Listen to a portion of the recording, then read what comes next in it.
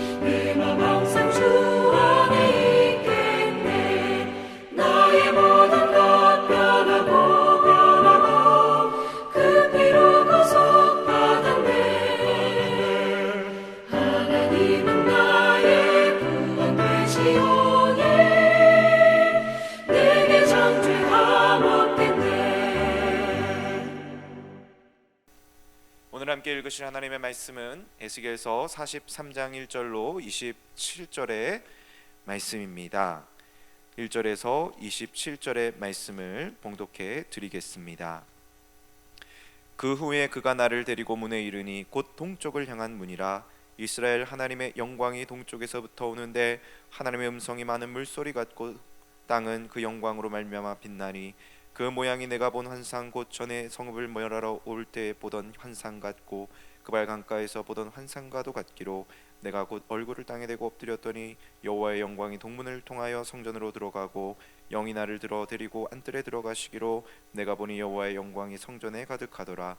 성전에서 내게 하는 말을 내가 듣고 있을 때에 어떤 사람이 내 곁에 서 있더라.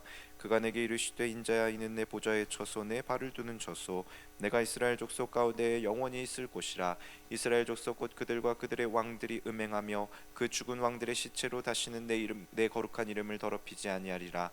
그들이 그 문지방을 내 문지방 곁에 두며 그 문설주를 내 문설주 곁에 두어서 그들과 나 사이에 겨우 한 담이 막히게 하였고 또 그 행하는 가증한 일로 내 거룩한 이름을 더럽혔으므로 내가 노하여 멸망시켰거니와 이제는 그들이 그 음란과 그 왕들의 시체를 내게서 멀리 제거하여 버려야 할 것이라.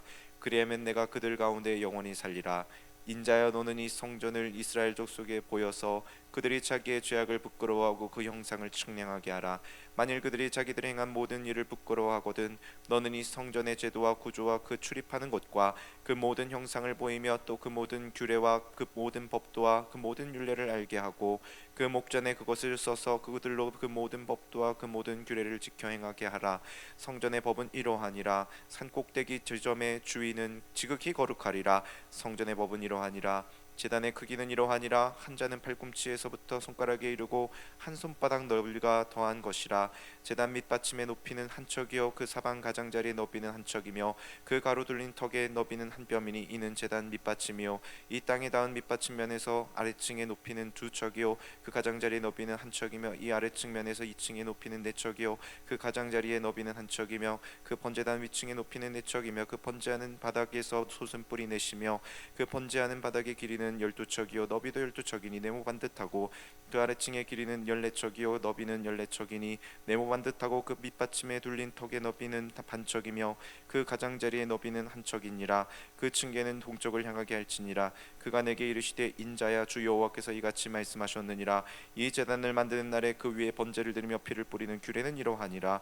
주 여호와의 말씀이니라. 나를 가까이하여 내게 수종드는 사독의 자손 레위 사람 제사장에게 너는 어린 수송아지 한 마리를 주어 속죄 제물을 삼되 내가 그 피를 가져다가 제단의 네 뿔과 아래층 네 모퉁이와 사방 가장자리에 발라 속죄하여 제단을 정결하게 하고 그 속죄 제물의 수송아지를 가져다가 성전에 정한 처소 곧 성소 밖에서 불사를 찌며 다음 날에는 흠없는 수염수 한 마리를 속죄 제물로 삼아 드려서 그 제단을 정결하게 하기를 수송아지로 정결하게 함과 같이 하고 정결하게를 마친 후에는 흠없는 수송아지 한 마리와 때 가운데에서 흠없는 양 한 마리를 들이되 나 여호와 앞에 받들어다가 제사장은 그 위에 소금을 쳐서 나 여호와께 번제로 드릴 것이며 7일 동안은 매일 염소 한 마리를 갖추어 속죄 제물을 삼고 또 어린 수송아지 한 마리와 때 가운데에서 수양 한 마리를 흠없는 것으로 갖출 것이며 이같이 7일 동안 제단을 위하여 속죄제를 드려 정결하게 하여 드릴 것이요 이 모든 날이 찬 후 제8일과 그 다음에는 제사장이 제단 위에서 너희 번제와 감사제를 드릴 것이라.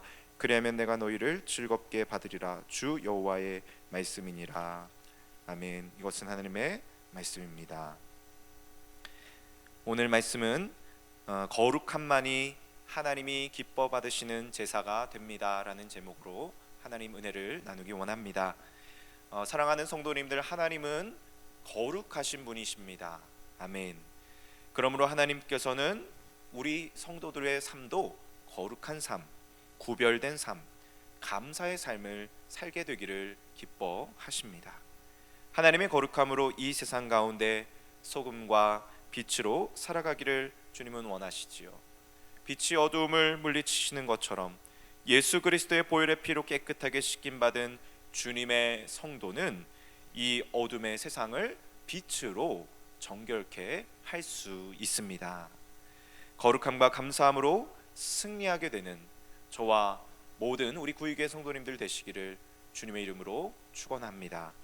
에스겔 11장에서 떠나가시던 하나님의 영광과 권능이 마침내 에스겔을 성전의 동쪽 문으로 돌아오게 하십니다. 그리고 그 동쪽 문에 선 에스겔은 너무나도 놀라운 그 광경과 그 광채 앞에서 하나님을 경탄하게 됩니다. 2절 말씀에 보니까 이스라엘의 하나님 영광이 동쪽에서부터 오는데 하나님의 음성이 많은 물소리 같고 땅은 그 영광으로 말미암아 빛나니. 아멘. 하나님께서 동쪽의 성전 문으로 나오십니다. 그런데 그 영광이 마치 많은 물소리와 같다라고 표현하고 계십니다. 그리고 그 영광이 임하자 그 땅이 빛났다라고 표현하고 있습니다. 이 많은 물소리는 무엇일까요?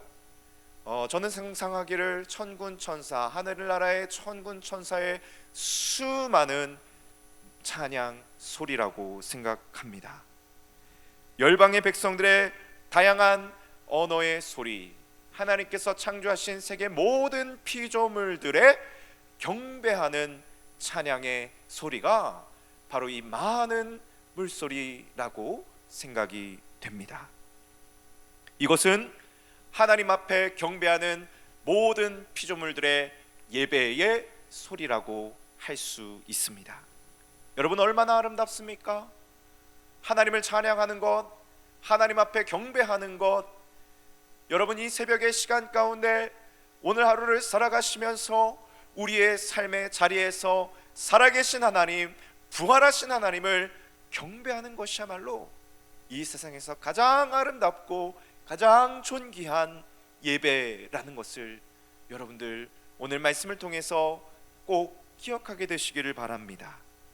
그러므로 하나님을 경배하는 것, 하나님을 찬송하는 것은 저와 여러분과 같이 구원을 받은 거룩한 성도들만이 누릴 수 있는 특권이라는 것을 우리는 기억해야 합니다. 사랑하는 성도님들의 삶의 영역 가운데 하나님의 거룩함과 영광이 임하실 곳은 어디입니까? 우리가 하나님의 거룩함을 우리의 삶의 영역 가운데 선포하고 찬양할 때 우리의 삶의 영역 속에 숨어있던 모든 음란함과 부정함들, 불의함들, 모든 죄악들이 주님의 강력한 영광의 빛에 온전히 소멸되는 것을 경험하게 될 것입니다. 9절 말씀해 보시면 이제는 그들이 그 음란과 그 왕들의 시체를 내게서 멀리 제거하여 버려야 할 것이라. 그러면 내가 그들 가운데 영원히 살리라. 아멘. 하나님께서 회복시키시는 하나님의 성전은 거룩한 자들에 의해서 세워지는 곳입니다. 음란함과 부정함과 더러운 우상 숭배자들은 결코 하나님의 나라, 하나님의 성소에 들어갈 수 없습니다. 7절에 보시면 음행하다가 죽어버린 왕들의 시체가 나옵니다. 그러나 하나님의 영광이 임하시는 순간 하나님의 강력한 빛으로 인해 그 모든 음란함과 부정부패와 패역함은 봄눈 녹듯이 사라지게 되는 것입니다. 할렐루야. 마치 우리 몸에 코로나19와 같은 바이러스가 침투할 때에 여러분 바이러스가 침투하면 어떤 현상이 일어납니까? 감기 바이러스가 되었던 코로나 바이러스가 되었던 메르스가 되었던 우리 몸에서 발열, 열이 생기잖아요. 왜 열이 생깁니까? 그 열로서 모든 악한 병균을 녹여버리고 바이러스들을 녹여버리고 쫓아내는 것처럼 하나님의 영광의 빛은 부정부패와 음란함으로 타락해져 버린 우리 삶의 모든 어두운 구석구석을 깨끗하게 소멸하시는 불이 되신다는 것입니다. 하나님의 영광이 우리를 다스리고 비추시도록 사랑하신 우리 성도님들, 우리의 삶을 주님의 빛 가운데로, 주의 말씀 가운데로 내어 드리게 되시기를 주님의 이름으로 축원합니다. 하나님께서는 주님의 찬란한 영광이 성전에 임하시고 그 영광이 성전 내부의 사람들을 정결케 하실 뿐만 아니라 성전 내부의 제사를 위해 사용되는 모든 기구들과 성물들까지도 거룩하게 하심을 보여주십니다. 13절 말씀입니다. 제단의 크기는 이러하니라. 한 자는 팔꿈치에서부터 손가락에 이르고 한 손바닥 넓이가 더한 것이라. 제단 밑받침의 높이는 한 척이요 그 사방 가장자리의 너비는 한 척이며 그 가로들린 턱의 너비는 한 뼘이니 이는 제단 밑받침이요. 아멘. 하나님께서 가장 먼저 제단을 설명하시면서 길이에 대해서 말씀하십니다. 하나님의 성막에 들어갔을 때 가장 먼저 바깥들에서 마주치게 되는 것은 바로 번제단이지요. 이 번제단은 하나님 앞에 범죄한 인간이 속죄를 받기 위한 희생 제물을 드리는 곳이기도 합니다. 그리고 하나님께서 그 제물을 연락하심으로써 제사를 드리는 인간이 하나님께 온전히 받아들여졌음을 경험하는 곳이자 속죄의 은총을 체험하는 장소이기도 합니다. 또 번제라는 것은 우리의 죄를 위해서 하나님께 바치는 희생 제물을 완전히 다 태워서 올려드리는 제사를 말합니다. 그런데 그 불사름을 하기 전에 어떻게 해야 합니까? 본문 24절에 보시면 나 여호와 앞에 받들어다가 제사장은 그 위에 소금을 쳐서 나 여호와께 번제로 드릴 것이며. 소금을 치라고 말씀하시지요. 우리가 제사를 드리고 하나님 앞에 나아가기 전에 먼저는 소금과 같은 예수 그리스도의 보혈로서 우리를 정결케 해야 하는 것이죠. 그리고 번제와 같이 우리의 모든 죄를 다 태워서 올려드려야 되는 것입니다.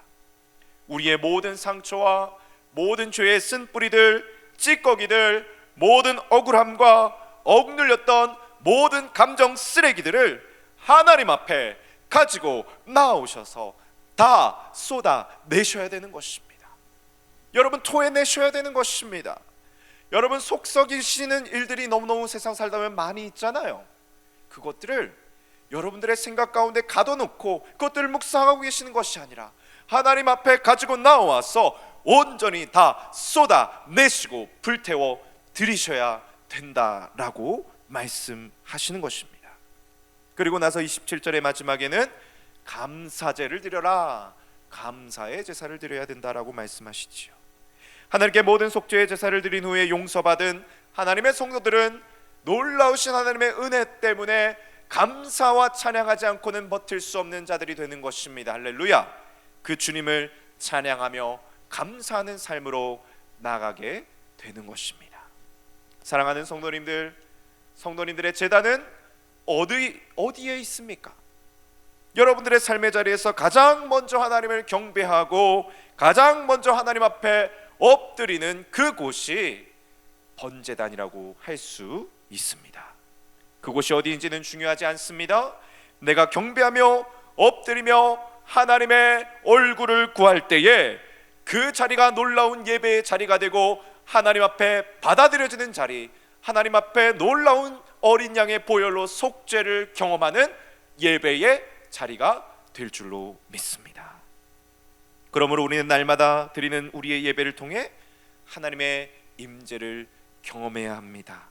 하나님께서 에스겔 선지자를 통해서 다시 한 번 더 성전의 제단을 측량하게 하신 이유는 우리로 하여금 하나님께 대해 무너졌던 예배를 다시 한 번 더 회복하기 원하시는 하나님의 거룩한 초청이기 때문입니다. 사랑하는 성도님들, 이제 내일이면 우리가 다시 한번 성전에 나와서 온라인이 아닌 오프라인으로 예배를 드리게 됩니다. 여러분, 하나님을 기대하시기를 축복합니다.